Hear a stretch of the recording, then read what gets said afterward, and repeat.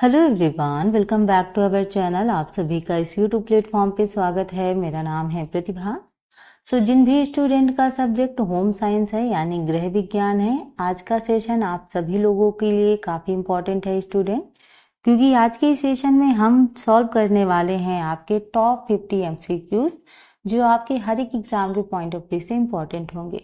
तो देखो, home science का सिलेबस बहुत ज़्यादा चेंज नहीं होता है, चाहे आप यूजीसी नेट की प्रिपरेशन कर रहे हो या एलटी, जीआईसी, टीजीटी, पीजीटी, सभी एग्जामों के पॉइंट ऑफ व्यू से जो मैंने आपके क्वेश्चन इंक्लूड किए हैं आपके न्यूट्रिशन, फूड एंड न्यूट्रिशन से, टेक्सटाइल से, तो लगभग मैंने ज़्यादा से ज़्यादा टॉपिक इंक्लूड करने की कोशिश की है ताकि आपको हर एक क्षेत्र से क्वेश्चन सॉल्व करने का मौका मिल सके। तो यहाँ पे हम इतना जानते हैं कि अगर हमें सक्सेस पानी है, हमें एक सीट अपनी पक्की करनी है, तो दो तीन चीज़ें तो हमारे लिए इम्पॉर्टेंट है। पहली बात तो कॉन्सेप्ट क्लियर करना, यानी थ्योरी क्लासेस लेना, जो कि हम लगातार ला रहे हैं। एक दिन आपकी थ्योरी क्लासेस होती हैं तो एक दिन मैं आपको प्रैक्टिस सॉल्व करवाती हूँ, ठीक है। एंड देन फिर हम क्या करते हैं, प्रैक्टिस सॉल्व करते हैं और रिवीजन ये आपको करना है। बीच बीच में मैं भी आपको रिवाइज करवाऊंगी, क्योंकि रिवीजन आपके लिए काफ़ी इंपॉर्टेंट है। कई बार हम बहुत सारी चीज़ें पढ़ तो लेते हैं लेकिन रिवाइज नहीं करते हैं, फिर एग्ज़ाम हॉल में जाने के बाद लगता है मैंने इसको पढ़ा तो है, लेकिन अगर मैंने इसको रिवाइज कर लिया होता तो हमेशा मेरे माइंड में वो चीज़ रहती। तो ये जो होता है ना, गिल्ट, ये ना रह पाए, इसलिए हमारे लिए ज़रूरी है कि हम रिवीजन भी करते रहें। रिवीजन बहुत ज़रूरी है स्टूडेंट। तो यहाँ पे इतना तो हम कर ही रहे हैं, कॉन्सेप्ट भी पढ़ रहे हैं, प्रैक्टिस भी कर रहे हैं। रिवीजन आप अपने आप कीजिएगा, नहीं बीच बीच में मैं एक क्लासेस ऐसी लाऊंगी जिसमें हम जो टॉपिक पढ़ लेते हैं उसको हम रिवाइज भी कर लेंगे, ठीक है। आज का जो सेशन होगा स्टूडेंट, आप चाहे किसी भी एग्जाम की तैयारी कर रहे हैं, आप टीजीटी, पीजीटी, नेट, आप D triple S B, BPSC, LT, GIC वगैरह सभी एग्जाम के पॉइंट ऑफ व्यू से आज का सेशन इंपॉर्टेंट है। और ये जो आपका 50 एमसीक्यूज मैं लेकर आती हूँ, ये लगातार ऐसे ही सेशन चलते रहेंगे। बीच में कॉन्सेप्ट क्लासेस होंगी, उसके बाद आपके एमसीक्यूज होंगे। तो अगर आप चाहते हैं कि आपकी फुल प्रिपरेशन हो आपके होम साइंस सब्जेक्ट की, उसके साथ साथ यूजीसी नेट पेपर 1 की भी मैं प्रिपरेशन करवाती हूँ, तो दिसंबर अटेम्प्ट के लिए आप मेरे साथ ज्वाइन हो सकते हैं। आपको कुछ नहीं करना है, सिर्फ मेरे चैनल से जुड़ना है, सब्सक्राइब करना है, बेल आइकन प्रेस करना है, ताकि जब भी मेरी क्लासेस हो उनकी नोटिफिकेशन आप तक पहुंचे। कई बार क्लासेस लेट हो जाती हैं तो उनकी इन्फॉर्मेशन मैं आपको टेलीग्राम पे प्रोवाइड कर देती हूँ। इसके लिए टेलीग्राम पे ज़रूर ज्वाइन होइएगा। एंड यहाँ की जो पीडीएफ है वो भी आपको फ्री फॉर्म में मिलती है, तो वहाँ पे अगर आप चाहते हैं कि मैं डाउनलोड कर पाऊँ तो टेलीग्राम ज्वाइन ज़रूर कीजिएगा, उससे थोड़ा हमें एक्स्ट्रा इन्फॉर्मेशन भी मिल जाती है। तो चलिए स्टूडेंट, क्लास स्टार्ट करते हैं। क्लास पसंद आए लाइक शेयर सब्सक्राइब ज़रूर कीजिएगा। अगर आप चाहते हैं मैं किसी और टॉपिक पर जो क्वेश्चंस हैं वो लेकर आऊँ तो कमेंट बॉक्स में बता दीजिएगा, मैं नेक्स्ट टाइम से उस टॉपिक पे भी क्वेश्चन आंसर करवाऊंगी, ठीक है। चलिए, फर्स्ट क्वेश्चन है स्टूडेंट, आप सभी के सामने देखिएगा क्वेश्चन क्या पूछा गया है। सब्जियों में हरे रंग के लिए कौन सा रंग द्रव्य उत्तरदायी है। सब्जियों की बात हो रही है, कौन सा जो हरा रंग है वो उत्तरदायी है, रिस्पॉन्सिबल है। आपके ऑप्शंस हैं कैरोटीन, बी है आपका क्लोरोफिल, सी है आपका लाइकोपिन और डी है आपका एंथ्रोसाइनिन। बताइएगा इसका जो राइट आंसर होगा स्टूडेंट क्या होगा। यहाँ पे अगर हम बात करें इसके करेक्ट आंसर की, तो बताइएगा इसका राइट आंसर क्या हो सकता है। ऑप्शन जो बी है वो आपका करेक्ट है, क्लोरोफिल, ठीक है।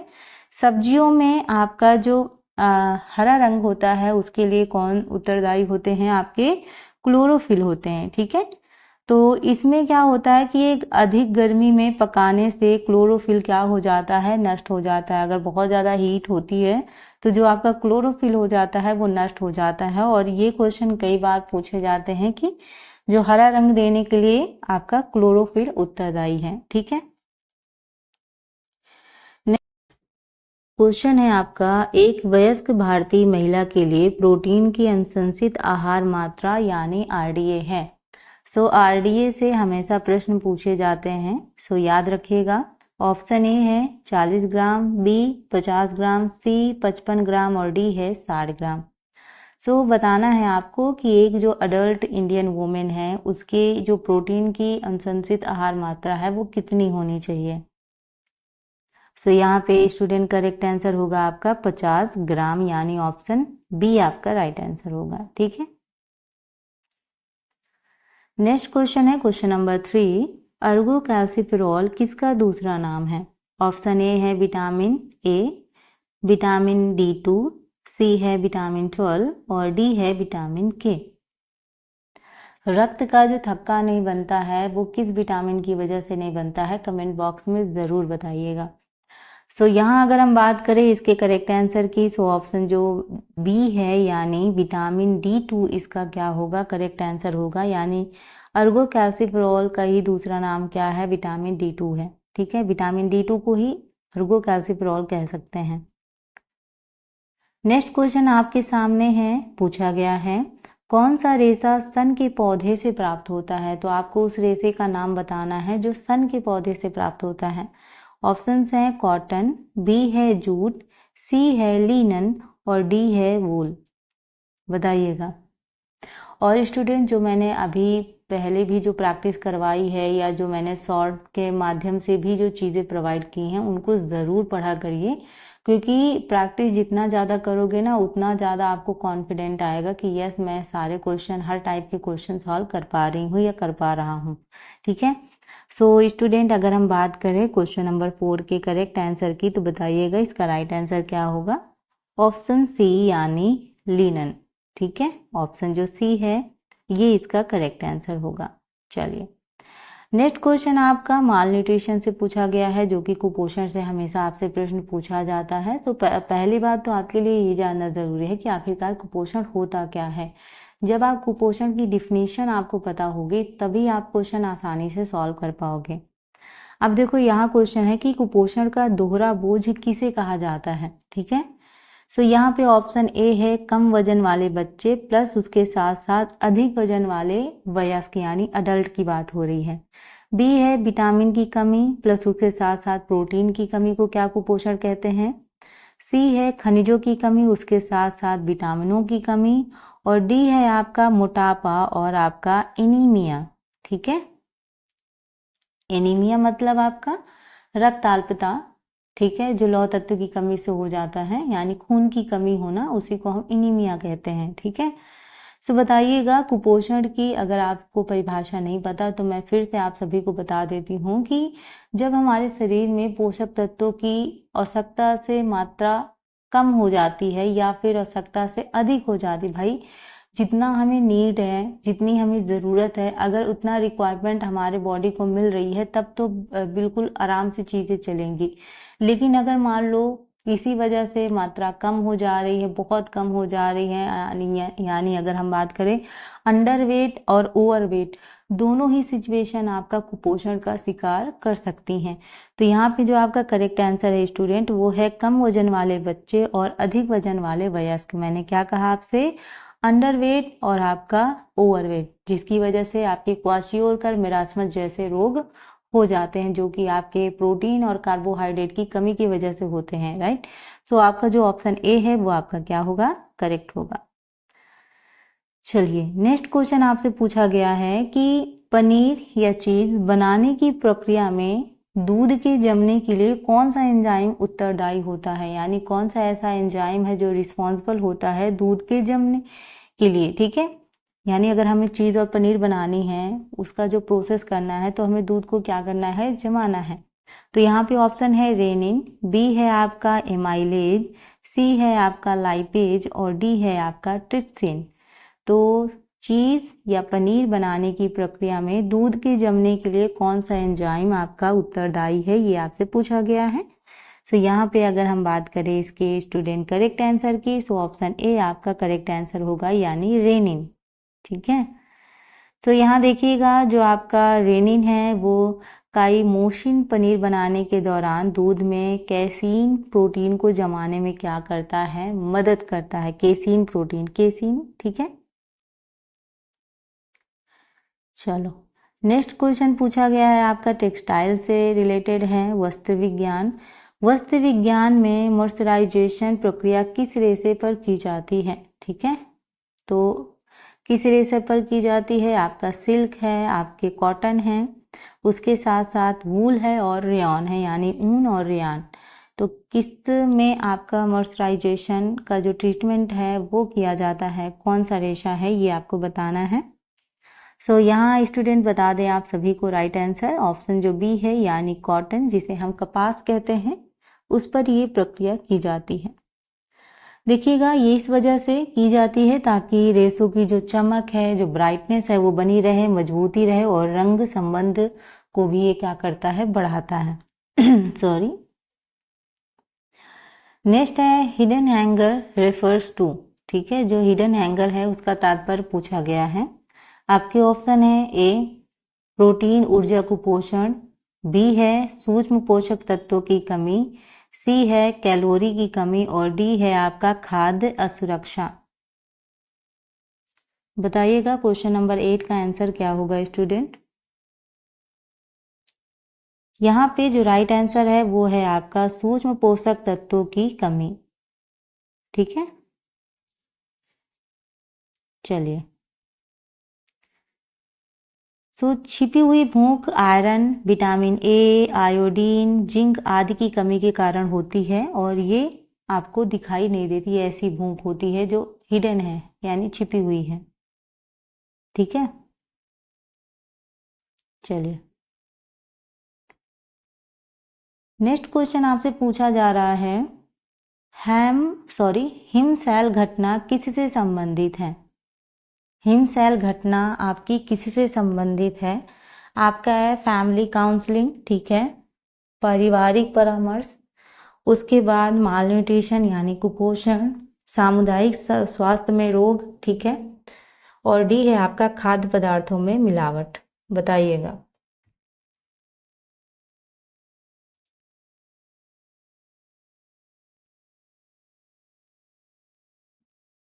बताइएगा इसका स्टूडेंट करेक्ट आंसर क्या होगा।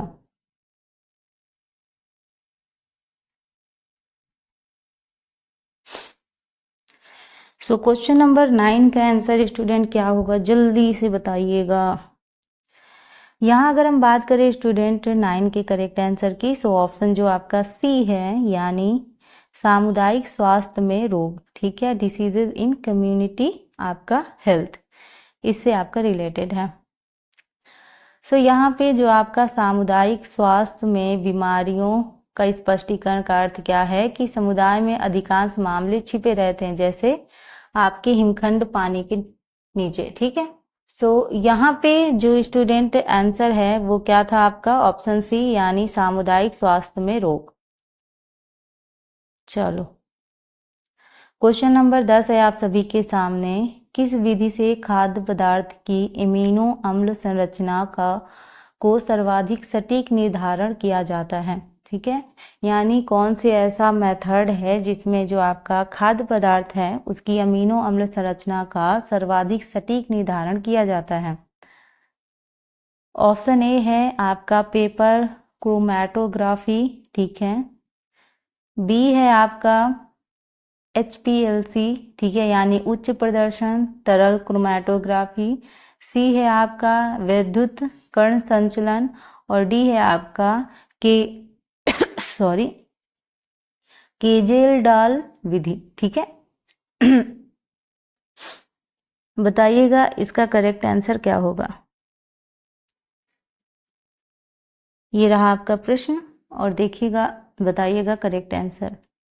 सो स्टूडेंट, इसका जो आपका राइट आंसर है वो है ऑप्शन बी, हालांकि आपने आंसर देख भी लिया होगा। सो ऑप्शन जो बी है आपका HPLC, यानी हाई परफॉर्मेंस लिक्विड, ठीक है, आपका क्रोमैटोग्राफी। सो ये आपका राइट आंसर होगा। ठीक है, चलिए। नेक्स्ट क्वेश्चन है क्वेश्चन नंबर आपका 11। निम्नलिखित में से कौन सा रेशा प्रोटीन प्रकृति का है। सो इसमें से बताइएगा कि प्रोटीन प्रकृति का रेशा कौन सा है। आपके ऑप्शंस हैं कॉटन, बी है वूल, सी है पॉलिस्टर, और डी है आपका नायलॉन। सो चारों ऑप्शन आप सभी के सामने हैं, देखिएगा क्वेश्चन और बताइएगा इसका आपका करेक्ट आंसर क्या होगा। सो यहाँ पे जो स्टूडेंट राइट आंसर है वो है आपका ऑप्शन बी, यानी वूल, ऊन की बात हो रही है। ठीक है, ऊन एंड आपका जो सिल्क है ये प्रोटीन फाइबर है और कॉटन आपका सेलुलोज फाइबर है। ठीक है, नेक्स्ट क्वेश्चन है, गृह प्रबंधन में निर्णय लेने की प्रक्रिया में निम्न में से कौन सा शामिल नहीं है। तो ये 4 ऑप्शन जो दिए हैं उनमें से आपको बताना है कि जो होम मैनेजमेंट है, और होम मैनेजमेंट भी आपके होम साइंस में पूछा जाता है, ये तो कंफर्म है कि होम मैनेजमेंट से क्वेश्चन आते ही आते हैं। सो गृह प्रबंधन में निर्णय लेने की प्रक्रिया में जब आप डिसीजन मेकिंग करते हैं, उनका जो प्रोसेस होता है, इसमें कौन सी चीज़ इंक्लूड नहीं होती है। आपके ऑप्शंस हैं, समस्या की पहचान यानी आइडेंटिफाई करना प्रॉब्लम को, विकल्पों का मूल्यांकन करना, ठीक है, उसके साथ साथ सी है निर्णय का कार्यान्वयन, ठीक है, इम्प्लीमेंटिंग करना डिसीजन को, और उसके साथ साथ इग्नोरिंग रिसोर्स यानी संसाधनों की उपेक्षा करना। सो बताइएगा कौन सा शामिल नहीं है। सो यहाँ पे देखिएगा आपका जो करेक्ट आंसर है वो है आपका इग्नोरिंग रिसोर्सेस, यानी जो आपके संसाधन हैं, जो भी चीज़ें हैं उनको इग्नोर करना, उनको वरीयता ना देना। सो यहाँ पे देखो समस्या की पहचान होती है, विकल्पों का मूल्यांकन किया जाता है, जो निर्णय है उनका कार्यान्वयन किया जाता है, भाई जो निर्णय ले लिया अब उनको इम्प्लीमेंट करने की ज़रूरत है। सो ये तीनों चीज़ें तो शामिल हैं, लेकिन फोर्थ जो चीज़ दी है कि भाई जो रिसोर्स हैं उनको आप रिक्वायर नहीं करोगे, उनको आप इग्नोर करोगे, तो ये आपका सही नहीं है। ठीक है, क्वेश्चन नंबर 13 है आप सभी के सामने, मानव शरीर के लिए कौन सा वसायुक्त अम्ल आवश्यक माना जाता है। आपके ऑप्शंस हैं स्टीयरिक अम्ल, बी है आपका लिनोलिक एसिड, सी है आपका पॉमिटिक अम्ल और डी है आपका ओलिक एसिड। तो मानव शरीर के लिए कौन सा वसायुक्त अम्ल आवश्यक माना जाता है, मतलब ज़रूरी है वो, बताइएगा। इसका जो करेक्ट आंसर होगा स्टूडेंट वो क्या होगा, बता दें स्टूडेंट। इसका जो राइट आंसर है वो है ऑप्शन बी यानी लिनोलिक एसिड, यानी लिनोलिक एसिड आपका करेक्ट आंसर होगा। ठीक है, क्वेश्चन नंबर नेक्स्ट है आप सभी के सामने, देखिएगा क्या पूछा गया है। सरसों के तेल में अर्जिमोन तेल की मिलावट जांचने के लिए कौन सी परीक्षा प्रयोग होती है, या परीक्षण आप कह सकते हैं, परीक्षा नहीं परीक्षण कह सकते हैं। ठीक है, सो सरसों के तेल में अर्जिमोन तेल की मिलावट जांचने के लिए कौन सा परीक्षण प्रयोग होता है, वो आपसे पूछा गया है। ऑप्शन ए है बेनेडिक्ट परीक्षण आपका, बी है साबुनीकरण परीक्षण, सी है आपका नाइट्रिड आपका एसिड परीक्षण और डी है आपका अर्जिमोन परीक्षण यानी पापावर परीक्षण भी इसको कहा जाता है। बेनेडिक्ट परीक्षण, साबुनीकरण, नाइट्रिड एसिड या अर्जिमोन परीक्षण, तो बताइएगा इसका आंसर क्या होगा। Question number 14। सो स्टूडेंट इसका जो आपका करेक्ट आंसर होगा वो होगा ऑप्शन डी यानी अर्जिमोन परीक्षण, इसका जो आपका करेक्ट आंसर होगा। तो परीक्षण नहीं है, यह परीक्षण है। ठीक है, नेक्स्ट क्वेश्चन है आप सभी के सामने पूछा गया है, हार्वर्ड गार्डनर का बहुबुद्धि सिद्धांत गृह विज्ञान के किस क्षेत्र में सर्वाधिक लागू होता है। तो हार्वर्ड गार्डनर ने जो दिया है आपका मल्टीपल इंटेलिजेंस जो थ्योरी दी है, उनके मनोवैज्ञानिक हैं हार्वर्ड गार्डनर, तो उनके अनुसार जो उनका जो सिद्धांत है उसमें गृह विज्ञान के किस क्षेत्र में ये सिद्धांत सर्वाधिक लागू होता है। ऑप्शन ए है आपका फूड एंड न्यूट्रिशन, बी है आपका चाइल्ड डेवलपमेंट एंड पेडागोजी यानी बाल विकास और शिक्षा शास्त्र, उसके साथ साथ आपका टेक्सटाइल एंड क्लॉथिंग, या फिर डी है फैमिली रिसोर्स मैनेजमेंट। तो बताइएगा जो हार्वर्ड गार्डनर का बहुबुद्धि सिद्धांत है, मल्टीपल इंटेलिजेंस थ्योरी है, उस विज्ञान के किस क्षेत्र से सर्वाधिक क्या है लागू होती है। सो वो लागू होती है स्टूडेंट आपका चाइल्ड डेवलपमेंट एंड पेडागोजी से। ठीक है, बाल विकास और शिक्षा शास्त्र। चलिए नेक्स्ट क्वेश्चन है आपका, कौन सा विटामिन कोलेजन के संश्लेषण के लिए आवश्यक है। Vitamin A, vitamin C, vitamin D या फिर विटामिन के। तो देखिएगा जो आपका बाल विकास और जो आपका पेडागोजी से रिलेटेड क्वेश्चन आते हैं वो सीटेट जैसे टीचिंग एग्जाम में बहुत ज़्यादा पूछे जाते हैं। मतलब अगर कहो तो सीटेट पास करने का मूल मंत्र ही यही है कि पेडागोजी अच्छे से समझ लो, एग्जाम आराम से क्लियर होगा। यहाँ पे अगर हम बात करें विटामिन जो कोलेजन के संश्लेषण के लिए आवश्यक है वो आपसे पूछी गई है। बताइएगा स्टूडेंट कौन सी विटामिन है वो। सो वो आपकी विटामिन है सी। आपका ऑप्शन जो बी है वो आपका करेक्ट है। ठीक है, ये भी जो विटामिन है इसकी कमी से आपका स्कर्वी नामक रोग हो जाता है, ये भी याद रखिएगा। विटामिन सी की कमी से स्कर्वी नामक रोग होता है और ज़्यादातर खट्टे पदार्थों में विटामिन सी पाया जाता है। विटामिन डी की कमी से रिकेट्स या आप कह सकते हो कि सूखा रोग हो जाता है। वहीं अगर हम बात करें विटामिन ए की कमी से आपका रतौंधी, ठीक है, नाइट ब्लाइंडनेस हो जाता है। और उसके साथ साथ हम बात करें आपका विटामिन के तो आपका रक्त का जो थक्का है वो नहीं बनता है, ठीक है, इसकी कमी की वजह से। मतलब अगर मान लो विटामिन के की कमी आपकी बॉडी में है तो ब्लड बहता रहेगा, जल्दी जमेगा नहीं, है ना। वैसे तो देखो ब्लड निकलता है, हम थोड़ी देर दबा के रखते हैं या कुछ लगा दिया तो बहना बंद हो जाता है, बट अगर इसकी कमी होगी तो वो बहता रहेगा, रुकेगा नहीं जल्दी, है ना। तो होता है कुछ लोगों में कि इसकी कमी होती है तो ब्लड निकलता है तो वो फिर रुकने का नाम नहीं लेता है। सो ये इसी की कमी की वजह से हो जाता है। चलिए, वैसे विटामिन ए की कमी से होने वाले रोगों का क्रम भी यूजीसी नेट में पूछा जाता है और इस बार भी पूछा गया था, तो काफ़ी इंपॉर्टेंट है। केवल रतौंधी ही हम पढ़ते हैं, उसके अलावा भी बहुत सारे रोग हैं, उनको भी आपको ध्यान देना होगा। ठीक है, चलिए नेक्स्ट क्वेश्चन है आपका, पूछा गया है क्वेश्चन है आपका प्रोटीन एफिशिएंसी रेशियो किसका मूल्यांकन करता है, यानी पीईआर की बात हो रही है। ठीक है, सो यहाँ पे आपके ऑप्शंस हैं प्रोटीन की गुणवत्ता, ठीक है, और उसके साथ साथ बी है आपका ऑप्शन विटामिन की गुणवत्ता, सी है कैलोरी घनत्व और डी है आपका वसा की पाचन शक्ति। तो प्रोटीन एफिशिएंसी रेशियो किसका मूल्यांकन करता है ये आपसे पूछा गया है, बताइएगा। क्वेश्चन नंबर 17 है आप सभी के सामने। यहाँ पे आप सभी का जो राइट आंसर है वो है प्रोटीन क्वालिटी, यानी जो प्रोटीन की गुणवत्ता है उसका मूल्यांकन करता है। नेक्स्ट क्वेश्चन है आप सभी के सामने क्वेश्चन नंबर 18। अल्फा टॉक्सिन किसके द्वारा उत्पन्न होता है। ठीक है, आपके ऑप्शंस हैं जीवाणु, बी है आपका वायरस, सी है आपका कवक और डी है आपका परजीवी। सो अल्फा आपका टॉक्सिन किसके द्वारा उत्पन्न होता है, बताइएगा।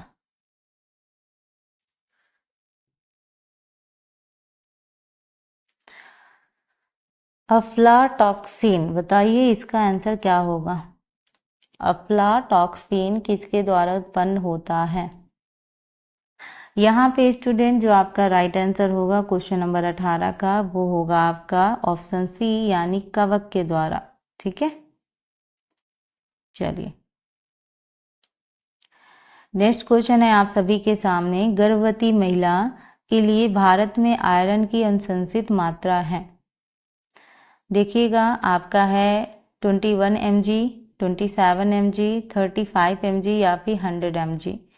सो देखिएगा उससे पहले हमने आपका प्रोटीन की अनुशंसित मात्रा देखी थी, ठीक है, और अब जो क्वेश्चन आपका आया है आरडीए से वो है आपका गर्भवती महिला के लिए भारत में आयरन की अनुशंसित मात्रा पूछी गई है, बताइएगा इसका आंसर क्या होगा। यहाँ पे अगर बात करें राइट आंसर की सो ऑप्शन जो बी है वो आपका करेक्ट होगा, यानी 27 mg।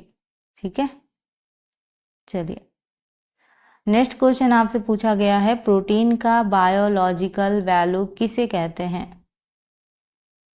आपके ऑप्शंस हैं प्रोटीन पाचन शक्ति, बी है अवशिष्ट नाइट्रोजन बनाम अवशोषित नाइट्रोजन, सी है आपका प्रोटीन घुलनशीलता और डी है आपका प्रोटीन विकृतीकरण।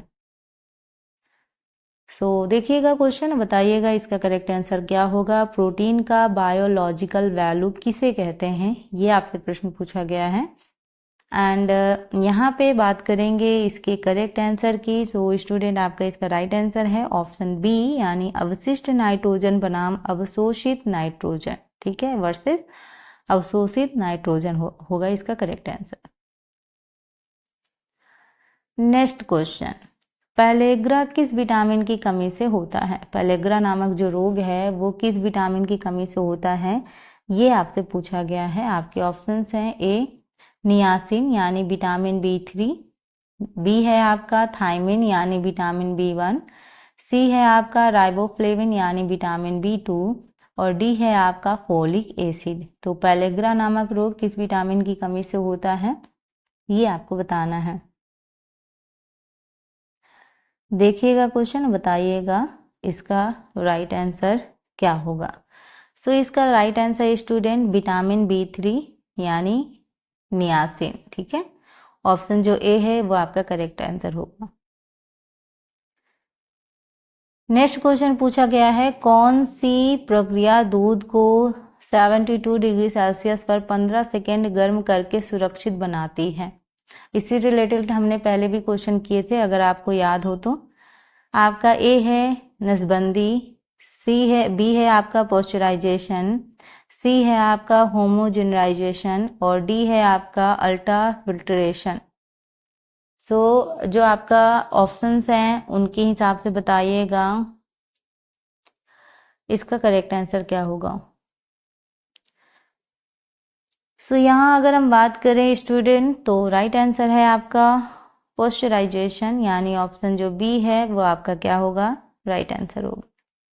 चलिए 23 क्वेश्चन है आपका, अनाज में कौन सा अमीनो अम्ल न्यून मात्रा में पाया जाता है? ठीक है, आपके ऑप्शंस हैं लाइसिन, बी है आपका मेथियोनिन, सी है आपका ल्यूसिन और डी है आपका वैलिन। तो यहाँ पे जो क्वेश्चन पूछा गया है कि अनाज में कौन सा अमीनो अम्ल न्यून पाया जाता है, ये प्रश्न आपसे पूछा गया है। क्वेश्चन नंबर 23 का राइट आंसर स्टूडेंट क्या होगा? सो वो होगा आपका ऑप्शन ए यानी लाइसिन। ठीक है, ऑप्शन जो ए है वो आपका क्या होगा, करेक्ट आंसर होगा। बढ़ते हैं अपने नेक्स्ट क्वेश्चन की ओर और नेक्स्ट क्वेश्चन आपसे पूछा गया है 24। क्वेश्चन क्या है, डबल फोर्टिफाइड नमक में क्या होता है? डबल फोर्टिफाइड नमक में क्या होता है? आपके ऑप्शंस हैं आयोडीन प्लस जिंक होता है, बी है आपका आयोडीन प्लस आयरन, सी है आयरन प्लस आपका फॉलिक एसिड और डी है आपका आयोडीन प्लस विटामिन ए। तो डबल फोर्टिफाइड नमक में क्या होता है, ये आपका से क्वेश्चन पूछा गया है। यहाँ अगर हम बात करें आंसर की स्टूडेंट, तो आपका जो राइट आंसर होगा वो होगा आयोडीन और आपका उसके साथ साथ आयरन। ठीक है, चलिए नेक्स्ट क्वेश्चन, तो रिकेट्स किसके द्वारा मतलब किससे रोका जा सकता है? रिकेट्स किससे रोका जा सकता है? तो आपको पहले पता होना चाहिए कि रिकेट्स जो रोग होता है वो किसकी कमी से होता है। अब जिसकी कमी से होगा उसी की अगर हम पूर्ति कर देंगे तो वो रोग होगा ही नहीं। तो विटामिन ए है आपका ऑप्शन, विटामिन विटामिन B12 और सी है आपका विटामिन डी और डी है आपका विटामिन सी। तो आपसे पूछा गया है रिकेट्स किससे रोका जा सकता है, ये पूछा गया है। तो यहाँ पे अगर हम बात करें तो आपका जो करेक्ट आंसर है वो है आपका ऑप्शन सी यानी vitamin D. So vitamin D की कमी से आपका रिकेट्स या हम इसे सूखा रोग भी कह सकते हैं, इसकी कमी से होता है। और सूर्य की रोशनी तो सबसे बढ़िया है। ठीक है, विटामिन डी भरपूर मात्रा में मिलता है, लेकिन मॉर्निंग में ऐसा ना हो कि आप आफ्टर पे विटामिन डी लो। ठीक है, आफ्टर पे कुछ नहीं मिलेगा। यहाँ पे जो नेक्स्ट क्वेश्चन है आपका, मॉइस्चराइजेशन प्रक्रिया किस पर की जाती है? आपका है वूल, बी है आपका कॉटन, सी है सिल्क और डी है आपका रेयॉन। तो आपका मॉइस्चराइजेशन जो है वो जो प्रोसेस है, जो ट्रीटमेंट है वो आपका किस पर अप्लाई होता है? सो स्टूडेंट वो अप्लाई होता है आपका कॉटन पर यानी आपका कपास पर। ठीक है, नेक्स्ट, कौन सा रेशा पुनः जीवित रेशा है? कौन सा रेशा पुनः जीवित रेशा है, पूछा गया है। ऑप्शंस हैं आपका नायलॉन, बी है रेयॉन, सी है पॉलिस्टर और डी है एक्रेलिक। तो कौन सा रेशा पुनः जीवित रेशा है, ये आपसे प्रश्न पूछा गया है। एंड हम यहाँ पे आंसर की बात करें, सो आंसर स्टूडेंट आपका क्या होगा 27 का, बताइएगा। सो आंसर है आपका ऑप्शन बी यानी रेयॉन। ठीक है, आपका ऑप्शन बी है रेयॉन। चलिए नेक्स्ट क्वेश्चन 28 है आप सभी के सामने। वजन के बिना गर्मी गुण किससे संबंधित है? ठीक है, यानी वो आपका जो वजन है उसके बिना जो गर्मी, ठीक है, आपका वार्मथ विदाउट वेट, आपका ये जो आपकी गुण है ये किससे संबंधित है? आपका कॉटन से, आपका वूल से, सिल्क से या फिर आपके नायलॉन से? तो ये आपका संबंधित है स्टूडेंट वूल से। ठीक है, आप जानते हैं ठंडी में हम क्या पहनते हैं, ऊनी कपड़े पहनते हैं, है ना। वजन तो रहता है लेकिन गर्मी लाने के लिए ज़रूरी भी है। ठीक है, अब ये क्वेश्चन आपका कई बार पूछा गया है। सो क्वेश्चन है आपका डेनियर किसका माप है? आपके ऑप्शंस हैं फाइबर लेंथ, बी है आपका फाइबर थिकनेस, सी है आपका फाइबर स्ट्रेंथ और डी है आपका फाइबर इलास्टिसिटी। बताइएगा जो डेनियर है वो किसका माप है, ये आपसे पूछा गया है। ऑप्शंस आप सभी के सामने हैं। 29 का करेक्ट आंसर क्या होगा? सो 29 का राइट आंसर है फाइबर फाइननेस या आपका जो थिकनेस है ये आपका क्या होगा? करेक्ट आंसर होगा। क्वेश्चन नंबर 30 है आप सभी के सामने, पूछा गया है कि किस प्राकृतिक रेशे की तन्यता सबसे अधिक है?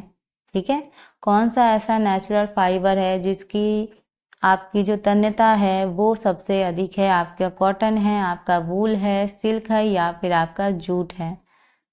क्वेश्चन नंबर 30 का आंसर स्टूडेंट क्या होगा? सो यहाँ पे आपका राइट आंसर है ऑप्शन सी यानी सिल्क। ठीक है, ऑप्शन जो सी है वो सिल्क है। चलिए नेक्स्ट क्वेश्चन की ओर बढ़ते हैं और क्वेश्चन नंबर 31 है, वस्त्र प्रसंस्करण में स्कोरिंग का अर्थ क्या है? ठीक है, इसका आपको अर्थ बताना है। आपके ऑप्शंस हैं ब्लीचिंग, बी है अशुद्धियों को दूर करना, सी है डाइंग और डी है आपका मुद्रण यानी प्रिंटिंग। मैं थोड़ा सा क्वेश्चन स्टूडेंट इसलिए भी फास्ट करा रही हूँ क्योंकि बैटरी लो है, तो इसलिए हो सकता है कि क्वेश्चन आधे में ही न रह जाए, इसलिए मैं सोच रही हूँ कि कंप्लीट करवा देते हैं, है ना। सो देखिएगा वस्त्र प्रसंस्करण में अगर बीच में रुक जाती है क्लास तो डिस्टर्ब मत होइएगा, जो क्वेश्चन बचेंगे उनको मैं नेक्स्ट सेशन में करा दूंगी। फिलहाल कोशिश तो यही है कि मैं 50 तक आपको क्वेश्चन कंप्लीट करवाऊं। सो 31 का स्टूडेंट जो आंसर होगा वो क्या होगा आपका, बताइएगा। सो इसका आंसर है आपका अशुद्धियों को दूर करना। ठीक है, ऑप्शन जो बी है स्कोरिंग का मतलब क्या, स्कोरिंग का मतलब क्या है आपका, जो अशुद्धियां होती हैं उनको क्या करना, दूर करना, हटाना। ठीक है, रिमूव करना उन्हें। नेक्स्ट है आपका फेल्टिंग का गुण किस रेशे में पाया जाता है? फेल्टरिंग का जो गुण है आपका वो किस रेशे में पाया जाता है? आपका कॉटन, वूल, पॉलिस्टर या फिर आपका नायलॉन? तो फेल्टरिंग का जो आपका गुण है वो किस रेशे में पाया जाता है स्टूडेंट? सो वो आपका पाया जाता है वूल में। ठीक है, ऑप्शन जो बी है वूल यानी ऊन, उसमें पाया जाता है। चलिए क्वेश्चन नंबर 33 है आप सभी के सामने, देखिएगा कपास रेशे का अनुप्रस्थ काट कैसा होता है? जो आपका कपास रेशा होता है यानी कॉटन की बात हो रही है, उसका जो अनुप्रस्थ काट है यानी क्रॉस सेक्शन है कैसा होता है? आपका ऑप्शन ए है गोल, ठीक है, राउंड में, बी है आपका वक्राकार, सी है आपका बहुभुजाकार और डी है आपका त्रिभुजाकार। तो यहाँ पे जो कपास रेशे का अनुप्रस्थ काट होता है वो कैसा होता है स्टूडेंट? तो वो होता है आपका बहुभुजाकार। ऑप्शन जो आपका सी है वो आपका राइट आंसर होगा। तो देखिएगा आज हमने कुछ नए नए क्वेश्चंस किए हैं, काफ़ी अच्छे हैं क्वेश्चन। ऐसे क्वेश्चन ज़्यादातर टीजीटी पीजीटी आपके बीपीएससी वगैरह में बहुत ज़्यादा पूछे जाते हैं। हालांकि यूजीसी नेट में भी पूछे जाते हैं, लेकिन यूजीसी नेट का जो थोड़ा सा ट्रेंड है वो लेंदी क्वेश्चनों का ज़्यादा है, यानी सीक्वेंस वाले क्वेश्चन काफ़ी पूछे जाते हैं। ऊन के जलने पर कैसी गंध आती है, ये क्वेश्चन पूछा गया था यूजीसी नेट में भी। आपका पेपर की जैसी स्मेल आएगी, जैसे बाल की तरह आएगी, प्लास्टिक और विनेगर किसकी तरह आ सकती है। जब ऊन आपका जलेगा तो आप ट्राई कर सकते हैं, घर में ऊन वगैरह है उसको जला के ट्राई करो, देखो कि उसमें जो स्मेल आ रही है वो कैसी आ रही है। इसका स्टूडेंट करेक्ट आंसर है वो है बाल। तो जैसे बाल जलते हैं उस तरह की जैसी स्मेल होती है, वैसी ही आपकी ऊन की स्मेल भी आती है। नेक्स्ट क्वेश्चन है 35। कौन सा फिनिश कपड़े को सिकुड़न मुक्त बनाता है। ठीक है, मतलब सिकुड़न पड़ जाती है ना कपड़ों में, तो सिकुड़न मुक्त कौन सी फिनिश आपका बनाता है। आपका है सनप्राइजिंग, बी है आपका धोने और पहनने योग्य फिनिश, सी है आपका ब्लीचिंग और डी है आपका मॉइस्चराइजेशन। बताइएगा कौन सा फिनिश कपड़े को सिलवट मुक्त बनाता है। Question number 35। तो क्वेश्चन का जो आंसर है स्टूडेंट वो है बी आपका धोने और पहनने योग्य finish, wash and wear finish. ठीक है, चलिए नेक्स्ट क्वेश्चन आपका 36 है। तो पियाजे के सिद्धांत के किस चरण में आत्म केंद्रित प्रवृत्ति पाई जाती है, यानी ईगोसेंट्रिज्म पाया जाता है, तो वो कौन सी स्टेज है। सो उनकी जो इंटेलेक्चुअल डेवलपमेंट थ्योरी है उसमें उन्होंने 4 स्टेजेस दी हैं, जिनका सीक्वेंस और उनका ईयर पूछा जाता है। कई बार उनके जो विशेषताएं हैं उनके बारे में पूछा जाता है। तो यहाँ पे पूछा जा रहा है कि जो एगोसेंट्रिज्म है यानी आत्म केंद्रित प्रवृत्ति है वो बच्चे को किस ईयर में या किस अवस्था में पाई जाती है। सेंसरी मोटर आपका प्री ऑपरेशनल, सी है आपका कॉन्क्रीट ऑपरेशनल और डी है आपका फॉर्मल ऑपरेशनल। तो यहाँ पे जो कॉन्क्रीट है उसे ठोस या हम अमूर्त परिचालन कह सकते हैं। ठीक है, सो बताइएगा इसका करेक्ट आंसर क्या होगा स्टूडेंट। यहाँ पे देखिएगा ईयर भी याद रखिएगा, ईयर इसका है 0 से 2। मैं बार बार स्टूडेंट इसलिए रिपीट करती हूँ, कई बार मैंने इसको रिपीट किया है ताकि आपको हमेशा के लिए याद हो जाए, इस वजह से। सेकेंड आपका 2 ले लीजिए, मैंने कहा था ऐसे याद कर सकते हो, मतलब लास्ट जो आपका नंबर है उसको ऐड करते जाओगे, धीरे धीरे आपका सारा सीक्वेंस बन जाएगा। ये आपका 7 से 11 यानी जिसे हम ठोस कहते हैं या मूर्त संक्रियावस्था कहते हैं, और ये 11 या 12 ईयर के ऊपर की अवस्था है, तो ये ईयर भी याद रखेंगे। बाकी अगर हम क्वेश्चंस के राइट आंसर की बात करेंगे तो स्टूडेंट इसका जो आपका राइट आंसर होगा वो होगा आपका प्री ऑपरेशनल स्टेज, यानी जब 2 से 7 ईयर का बच्चा होता है तो उसको लगता है कि दुनिया उसी के इर्द गिर्द घूम रही है, मतलब वो जैसा सोच रहा है वही सही है, उसी हिसाब से चीजें घटित होनी चाहिए या होनी चाहिए, मतलब उसके हिसाब से। ठीक है, तो यहाँ पे ऑप्शन जो बी है वो आपका सही होगा। नेक्स्ट है आवश्यकताओं का पदानुक्रम सिद्धांत किसने प्रस्तुत किया है। हायरार्की ऑफ नीड्स जो है थ्योरी वो किसने प्रस्तुत की है, वो उनके जो मनोवैज्ञानिक है उनका नाम पूछा जा रहा है। आपके ऑप्शंस हैं पियाजे, बी है आपका मैस्लो, सी है आपका फ्रॉयड और डी है आपका एरिक्सन। बताइएगा इसका जो आंसर होगा वो क्या होगा। इसका जो आंसर है वो है ऑप्शन बी यानी मैस्लो। ऑप्शन जो बी है वो इसका क्या होगा, राइट आंसर होगा, याद रखिएगा। चलिए नेक्स्ट क्वेश्चन आपसे पूछा गया है कि सत्तावादी पालन पोषण शैली की विशेषता है। ठीक है, सत्तावादी। ऑप्शन ए है नियंत्रण रहित स्वतंत्रता, बी है सख्त नियम और सजा, सी है गर्मजोशी और प्रतिक्रियाशीलता और डी है आपका निगलेक्ट करना यानी उनकी उपेक्षा करना। तो जो आपका सत्तावादी पालन पोषण शैली है उसकी विशेषता पूछी गई है। तो यहाँ पे ये जो अथॉरिटेटिव और ये सब पेरेंटिंग स्टाइल है इनसे संबंधित क्वेश्चन कई बार यूजीसी नेट एग्जाम में पूछे गए, मतलब ये तो श्योरिटी है कि 1-2 क्वेश्चन यहाँ से आने तय हैं, तो इसको तो थोड़ा सा आपको और याद करना पड़ेगा। तो यहाँ पे अगर बात करें इसके राइट आंसर की स्टूडेंट बताइएगा। तो यहाँ पे होगा सख्त नियम और सजा, मानी बहुत स्ट्रिक्ट होते हैं। सत्तावादी का मतलब यही है ना। तो स्ट्रिक्ट मतलब जो रूल्स रेगुलेशन बना रहे हैं उनको स्ट्रिक्ट बना रहे हैं, उनको फॉलो नहीं किया गया तो पनिशमेंट भी मिलती है। सो ये जो चीज़ होती है इसमें बच्चा काफ़ी डरा और मतलब एक तरह से कहो डोमिनेटिंग वाला चीज़ हो जाता है। ठीक है, तो यहाँ पे ऑप्शन जो बी है वो आपका करेक्ट आंसर होगा। 39 क्वेश्चन है। फ्रॉयड के अनुसार आपका लेटेंसी स्टेज किस उम्र में आता है?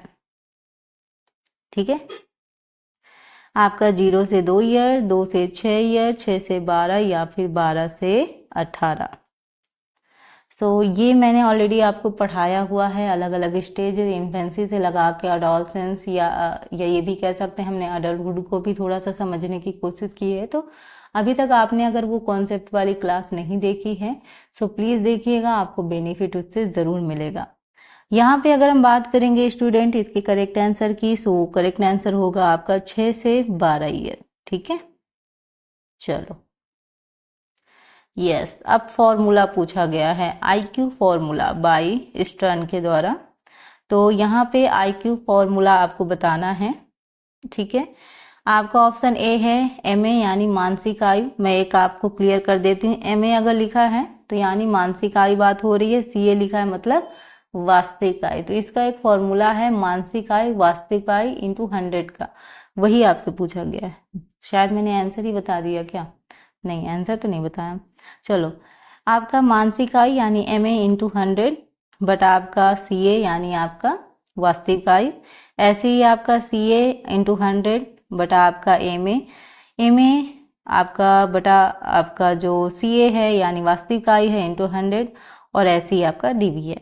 बताइएगा इसका जो रियल फॉर्मूला बनेगा वो क्या बनेगा, जिससे हम पता लगा सकते हैं उसकी मानसिक आयु का, यानी उसका जो IQ लेवल है उसका पता लगा सकते हैं। यहाँ पे स्टूडेंट बताइएगा इसका करेक्ट आंसर क्या होगा। यहाँ पे अगर हम बात करेंगे तो इसका जो राइट आंसर है वो है आपका मानसिक आयु बटा वास्तविक आयु इंटू 100। मैं यहाँ पे लिख भी देती हूँ। तो यहाँ पे आपका क्या होगा, वेट रुकिएगा, आपका यहाँ पे होगा मानसिक आयु, एक सेकेंड, हाथ से लिखने में बहुत समस्या होती है, मेरा पेन काम नहीं कर रहा। मानसिक आयु, ठीक है, और उसके बाद आपका क्या होगा बटा वास्तविक आयु, वास्तविक आयु, और उसके बाद यहाँ पे 100। तो ये जो फॉर्मूला है इसको लगाकर आप IQ लेवल चेक कर सकते हो। चलो नेक्स्ट क्वेश्चन है आपका, परिवार संसाधन प्रबंधन में कौन सा संसाधन नहीं है, कौन सा रिसोर्स आपका नहीं है? आपका है टाइम, एनर्जी, मनी या फिर स्ट्रेस।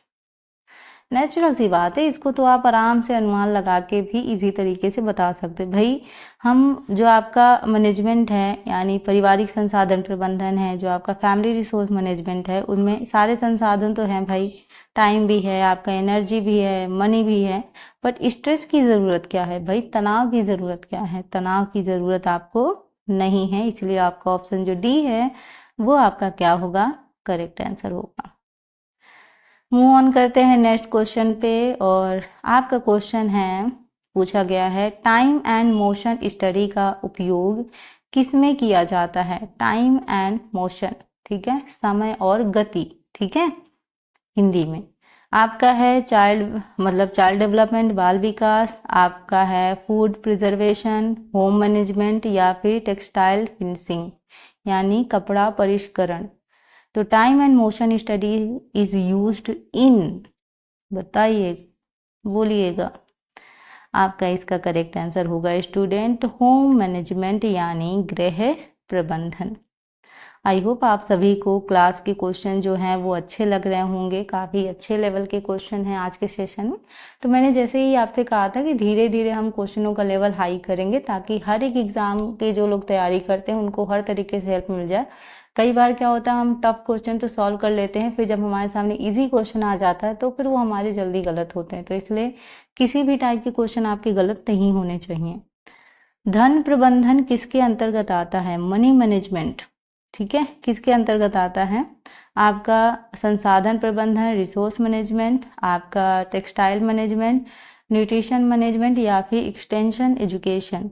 तो जो आपका धन प्रबंधन है यानी मनी मैनेजमेंट है वो किसके अंतर्गत आता है? जो आपका मनी मैनेजमेंट है स्टूडेंट, वो आपका रिसोर्स मैनेजमेंट के अंतर्गत आता है, यानी आपका जो संसाधन प्रबंधन है उसके अंतर्गत आता है। 45 क्वेश्चन है आप सभी के सामने पूछा गया है।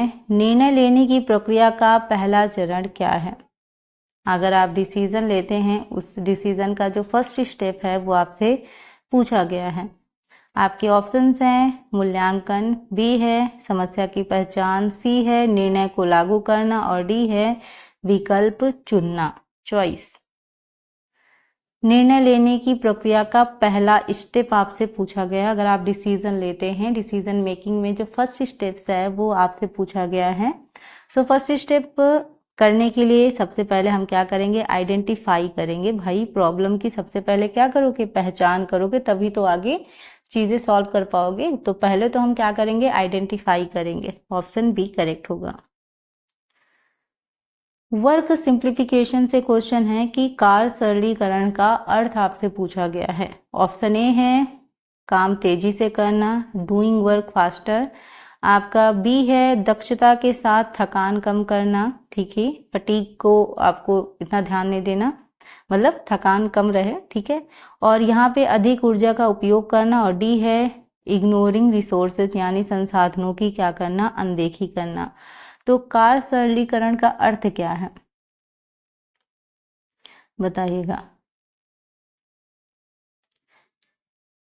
तो यहाँ नहीं, आपका जो करेक्ट आंसर है वो है ऑप्शन बी, यानी रिड्यूसिंग फटीग विद इफिशियंसी, यानी आपका दक्षता के साथ जो आपका थकान है, जो आपकी थकावट है, उसको क्या करना? आपको कम करना। कार्य सरलीकरण आता है, यानी वर्क सिंप्लीफिकेशन, यानी जो आपका काम है उसको काम कैसे इजी कर सकते हो। Lab to land program is related to, यानी जो लैब टू लैंड कार्यक्रम है वो किसी से संबंधित है, ये पूछा गया है। आपके ऑप्शंस हैं वस्त्र अनुसंधान यानी टेक्सटाइल रिसर्च, आपका न्यूट्रिशन एजुकेशन से है, एग्रीकल्चर टेक्नोलॉजी ट्रांसफर या फिर वुमेन एम्पावरमेंट से है। तो जो आपका लैब टू लैंड कार्यक्रम है वो किससे रिलेटेड है स्टूडेंट, ये आपसे पूछा गया है। लैब टू लैंड आपका स्टूडेंट जो कार्यक्रम है वो है आपका एग्रीकल्चर टेक्नोलॉजी ट्रांसफर, यानी आपका कृषि प्रौद्योगिकी हस्तांतरण से आपका रिलेटेड है, और ये क्वेश्चन मैं पहले भी करा चुकी हूँ। नेक्स्ट क्वेश्चन एक्सटेंशन से पूछा गया है। तो यहाँ पे विस्तार शिक्षा का मुख्य उद्देश्य है, यानी ऑब्जेक्टिव क्या है एक्सटेंशन एजुकेशन का? बच्चों को पढ़ाने के लिए, यानी टू टीच चिल्ड्रन। और बी है प्रयोगशाला अनुसंधान करने के लिए, यानी कंडक्ट जो आपका लैब रिसर्च है। ग्रामीण समुदाय में परिवर्तन लाने के लिए, यानी आप रूरल जो कम्युनिटी है उसमें थोड़ा चेंज लाने के लिए। या फिर डी है उद्योगों को विकसित करने के लिए, यानी डेवलप कर रहे हो आप इंडस्ट्रीज को। बताइएगा 48 का आंसर क्या होगा। देखिएगा जो आपका एक्सटेंशन है, जो विस्तार है, उसका जो शिक्षा है उसका मतलब ही एक यही है कि जो ग्रामीण हैं उन समुदाय में परिवर्तन लाना, यानी बहुत सी आपकी योजनाएं हैं, बहुत से ऐसे वर्क हैं जो आप ग्रामीण स्तर पर अधिक उनकी जो योजना है वो पहुंचा सकते हैं, जिससे ज़्यादा से ज़्यादा क्या है ग्रामीण लोगों को उनसे लाभ हो सके। एक्सटेंशन एजुकेशन वाला चीज़ मैंने आपको ऑलरेडी पढ़ाया है उससे रिलेटेड। अगर आपने अभी तक नहीं क्लासेस देखी हैं तो प्लीज़ देखिएगा। नेक्स्ट क्वेश्चन 49 क्वेश्चन है आपका, कौन सा शोध डिजाइन एक ही समय में दो समूहों की तुलना करता है? क्वेश्चन पूछा गया है आपका, which research design compares two group at the same time. तो मतलब ऐसा कौन सा जो शोध डिजाइन है एक ही समय में दो समूहों की तुलना करता है? आपके ऑप्शन ए है अनुदैर्ध्य अध्ययन, ठीक है, बी है आपका वर्ण संकर के अनुभागीय अध्ययन, सी है आपका प्रायोगिक अध्ययन और डी है आपका केस स्टडी। बताइएगा। तो इसका स्टूडेंट करेक्ट आंसर क्या होगा? 49। 9th का आपसे क्वेश्चन पूछा गया है। बताइएगा आंसर क्या होगा स्टूडेंट।